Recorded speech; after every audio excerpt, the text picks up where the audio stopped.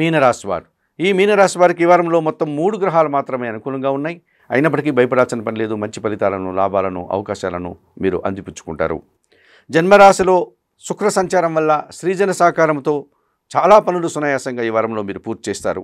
జన్మరాశిలో బుధ సంచారం వల్ల సమాజంలో గుర్తింపు, ఆర్థికపరమైనటువంటి సర్దుబాటు జరగడానికి అవకాశం ఉంది. తృతీయ భావంలో గురు సంచారం వల్ల కొందరు పెద్దల సహకారంతో కొన్ని కార్యక్రమాలు సునాయాసంగా పూర్తి చేస్తారు.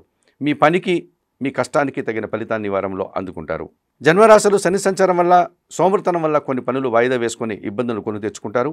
అలాగే సప్తమ భావంలో కేతు సంచారం వల్ల కొన్ని విషయాల్లో నిరాశ మిమ్మల్ని వెంటాడుతుంది. ఈ రాశి వారికి వారంలో మంగళ, బుధ, గురు, శుక్రవారాలు అనుకూలంగా ఉన్నాయి. దానాలు ఇచ్చేటువంటి క్రమంలో 1 కేజీ నల్ల ద్రాక్ష కానీ, నేరేడు పళ్ళను కానీ వయోవృద్ధులకు శనివారం రోజు దానం చేయండి.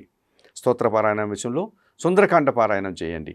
ఆలయ సందర్శన కార్యక్రమంలో భాగంగా మీనరాశి వారు ఆంజనేయ స్వామిని దర్శించి నమస్కరించుకోవడం వల్ల మరింతగా మంచి ఫలితాలను పొందగలుగుతారు.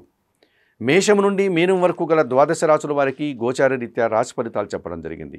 చెప్పిన విషయాలన్నీ కూడా స్వీకరిస్తూ, పరిహారాలు పాటిస్తూ, ఆయుర ఆరోగ్యాలతో ఆర్థిక అభివృద్ధిని పొందాలని మనస్ఫూర్తిగా కోరుకుంటూ సర్వే జనా సుఖినో భవంతు.